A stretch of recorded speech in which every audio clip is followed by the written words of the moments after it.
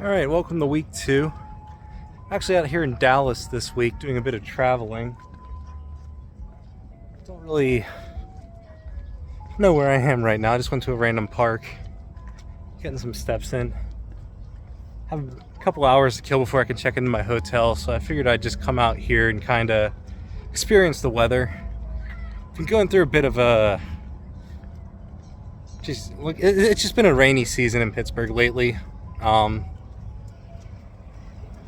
Almost every day we've been having to deal with rain. It's pretty rare that the weather's been nice.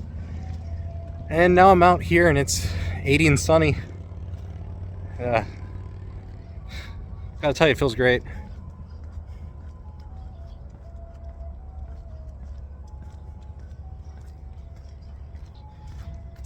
So I've been having quite the week.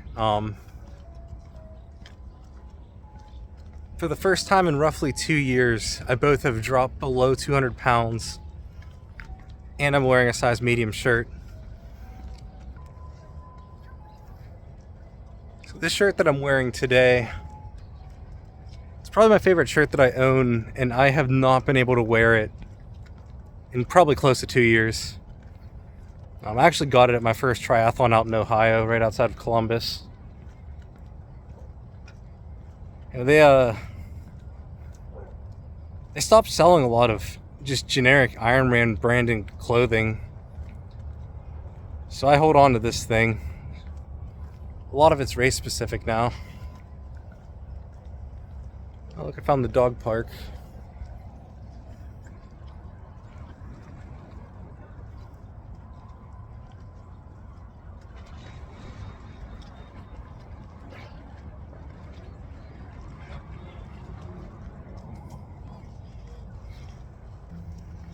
Been doing a ton of biking lately. I just started Zwifting again. Started off with an FTP test. It wasn't good. I knew it was going to be bad. I haven't been on the bike in forever, and I ended up with an FTP of 149. So what am I doing about it? I started up Zwift's official 12-week FTP building program. I'm just finished up with week 1. I did end up skipping the 4th workout. This was a rough week for me working out wise. So I did not have the energy for a 4th day. It was supposed to be this morning, but as you can see, I'm traveling. I'm in Texas right now. I did end up waking up at like 5 in the morning, but I just did not have the energy to get on the bike and give it an hour. But it's coming along great. I was actually just on an outdoor ride, and I could really feel the difference already from the structured training. It's only been a week. There's so many people out here. I think I'm gonna have to cut a lot of this out. Gotta say, I really enjoy this Texas heat. It's freezing right now in Pittsburgh. It's been raining almost every day. This is actually my 3rd time to Dallas. It's actually the only place that I've been in Texas. It just kind of works out that way. It's part of a gaming convention that I go to, so it's always somewhere around here. I've been feeling really good lately. Hitting a bunch of benchmarks that I haven't been able to in years. And just kind of feeling myself again. I haven't run a full 5K without breaks in probably, it's gotta have been around 2 years. Probably the Pittsburgh Marathon 2023. So it's been a while. And I ran my first 5K. Let's see, that was actually yesterday, yeah.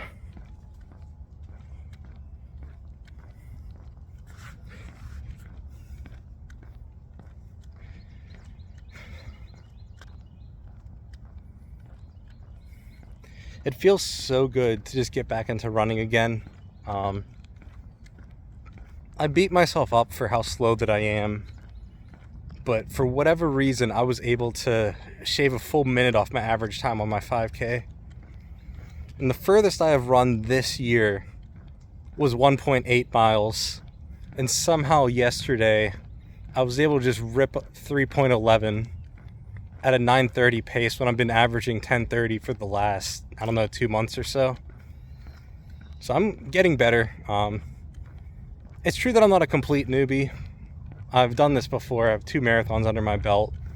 So I have a lot of previous experience. It's kind of coming back to me. But at the same time, I am increasing my fitness faster than I had anticipated. This was actually an idea given to me by Eric Barnett Cycling.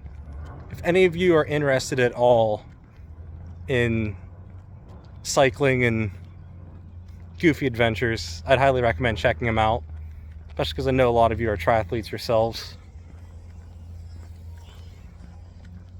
Anyway, I was talking to him, and he suggested to me that I do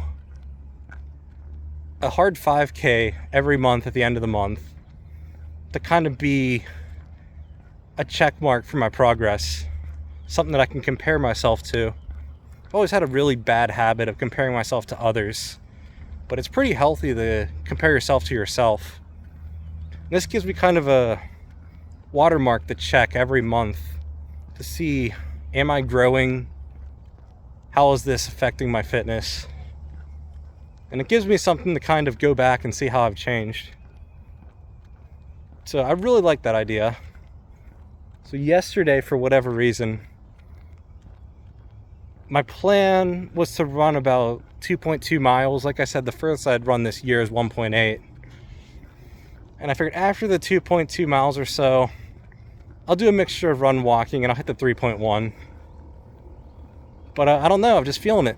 I just went for it and I hit the 5K.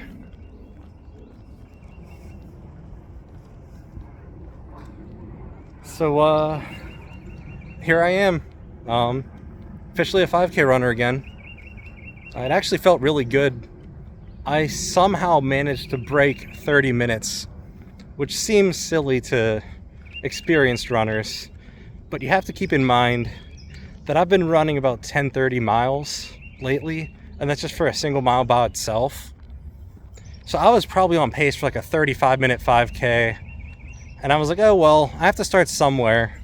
It's okay to take like 35 minutes to run a 5K. I'll get it back down eventually. And somehow I got like 29:30 or some shit.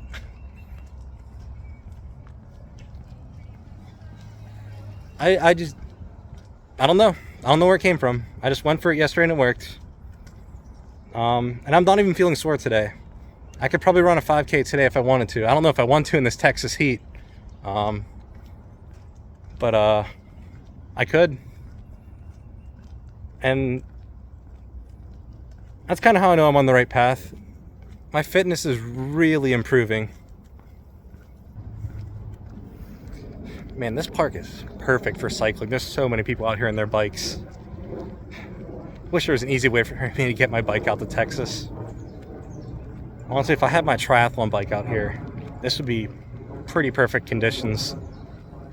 There's quite a few tight turns, which is a bit concerning when I'm trying to get aero bar practice in, but other than that, the temperature is perfect. I mean, you can see the weather. It's just blue skies. You don't have to deal with the Pittsburgh rain.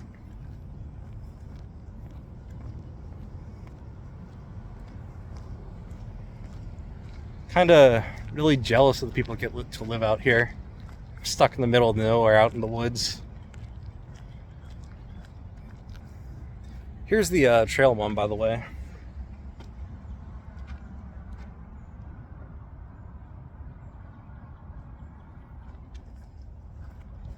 If you ever find yourself in the Dallas area, this place is pretty nice.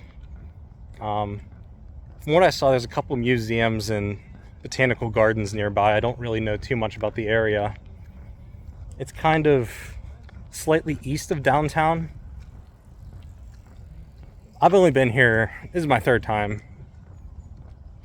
so I'm not too familiar with the area. But I'd say Dallas is worth the trip. I like it out here. Every time I've been here, the weather's been perfect.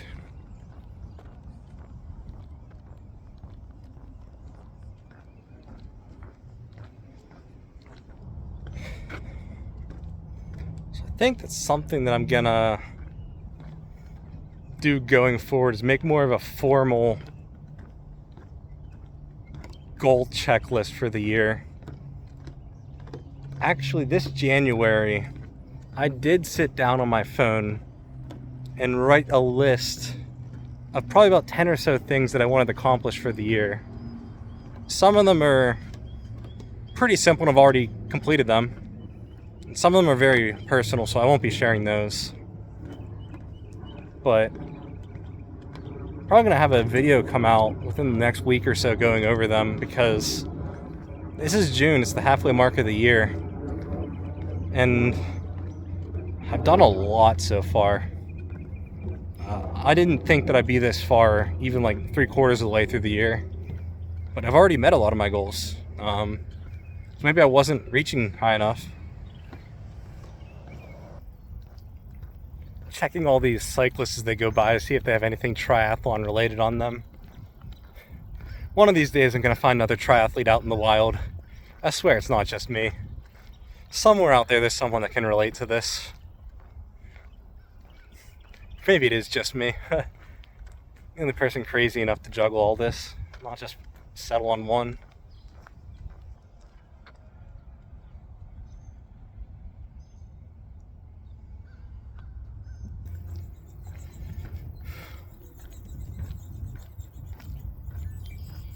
Lap 1, 21:23. Where's the 1 mile mark? Probably be turning around soon. I don't want to stay out here too late. I still have like an hour to kill though before my hotel will let me in. So yeah, the last 2 times I've been in Dallas, I was just at the convention center. So I took an Uber from the airport to downtown and I pretty much just stayed in that area. But this time around, the event's a little, let's just say it's out in the suburbs a bit. So I have a rental car, and I figured kind of have a lot of freedom right now with that. So I was just gonna come out here and kind of just explore a bit, see what's in the area. Because my only experience of the city has been really just the downtown area around the convention center. And not a whole lot else to report. Just been honestly a really solid month. May kind of came and went. I started the month off really low in a bad slump. I just couldn't seem to get myself out of it.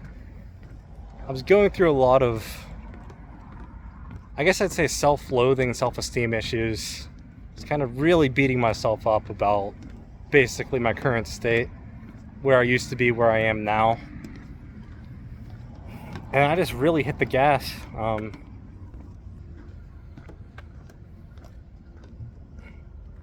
I just woke up one day and decided enough was enough. I'm just gonna go all in and see what happens. And it's really worked out. The start of May was the Pittsburgh Marathon. I did the 5K, but I couldn't run more than 1 mile. I did run the first mile, and then I did a combination of running and walking. And I ran the last, I'd say 3/4 of a mile to the finish line without stopping. But it was bad. I started out in the 12-minute per mile pace group, and they fucking dropped me. I couldn't hang. And I just ran a 5K averaging 9:30, and my first 2 miles were faster than that. So I've really come a long way in those 30 days. May's been very kind to me. So now as we go into June, June's really kind of an off month for me. I don't really have anything on my schedule, just this trip. I have a competition tomorrow, June 1st. So I probably won't be able to edit this and put this out for a couple days. So yeah, I don't really have anything at all planned for June. This is really just an off month for me to kind of relax and focus on my fitness. Don't really have to worry about traveling. I'm just going to be home. I'm thinking now that I actually successfully ran a 5K, I think I'm just done with the Kasha 5K program. There's an app I've been looking to try that I see a lot of other runners that I follow highly recommend, called Runna, that I believe uses AI to kind of generate a training plan for you with your goals and where you currently are. Now, I've used apps for training in the past. I've had the most success with Run with Hal. It's what got me through my first finish line back in 2021. But I'm open to trying something new. I've heard a lot of good reviews, and I kind of know how to get to the finish line on my own. So if the app doesn't work out and I decide this isn't for me, I can kind of work out a plan that'll work. It might not be the most efficient, but I know how to get to the finish line. I gotta say though, part of me really wants to go sub 4 hours. I also had another crazy idea pop into my head. So a couple years ago, whenever I did my 70.3, that was the furthest I've ever been on my bike. It was supposed to be a 56-mile bike ride, but they found this honestly amazing course that took place on the outskirts of an abandoned airfield. So you actually got to ride your bike down an airplane runway. It might be one of the most epic things I've done in my life, to get up on those aero bars and just fly down it. So in order to make that work, they had to make us ride a full mile to get through transition to start the course, and then a full mile to get out of transition to get back to the transition area. So in total, I actually ended up doing 58 miles instead of the stated 56, because they don't count the transition time as part of your riding distance. So even though it says that I did 56 miles, my Garmin shows the truth that I did 58. So now I've got this crazy idea in my mind. I've really jumped back into cycling lately. I'm getting heavily involved in the cycling community, especially on the Zwift side. And I really want to become a better cyclist. As much as I love running, biking is really the heart of triathlon. You spend the most time out there on the bike. And the better you are at cycling, the fresher legs you will have whenever you finish the bike and begin the run. So I'm making it a very high priority on my to-do list to become a better cyclist. Because the better I can bike, the better I can run. And the better my overall time will be in the triathlon. So I had this stupid idea.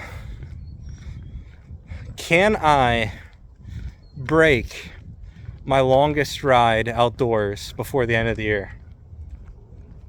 To put things in perspective, whenever I was training for my triathlon, the furthest I had been was 35 miles.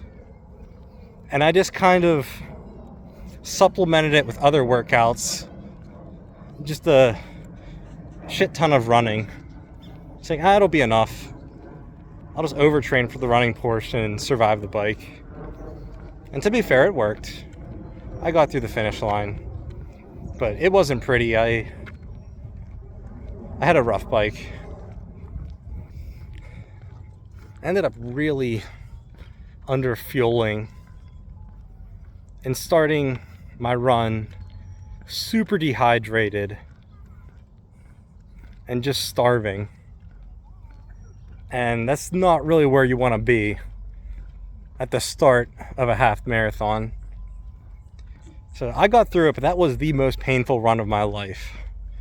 Probably the slowest half marathon of my life too. Because I really didn't give the bike the respect it deserves. But that's gonna change. I'm looking to really dive into cycling. The better I can do at that, the better I can do at triathlons. And I think if I put the time in, I can break 60 miles this year. I've still got a couple months before the cold weather sets in. I'd like to knock it out before the Columbus Marathon. So I have a hard cutoff date of October 19th. So today is May 31st, the last day of May.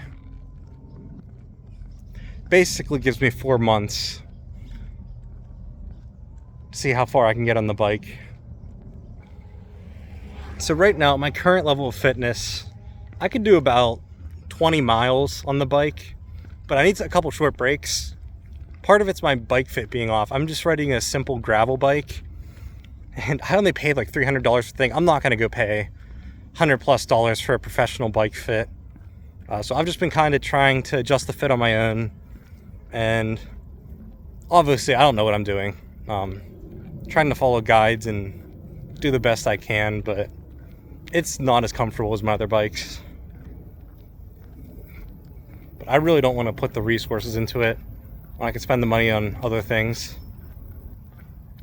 So we'll see if I can go from 20 miles with brakes to 60 miles no brakes in about 4 months. I think it can be done. My health and fitness is really improving. I've lost so much weight. I started the year around 225 pounds in a size large shirt. And right before I left for Texas, I weighed in at 198 pounds. And I'm wearing a size medium right now. And it feels so good to put this shirt back on again. It has special meaning to me.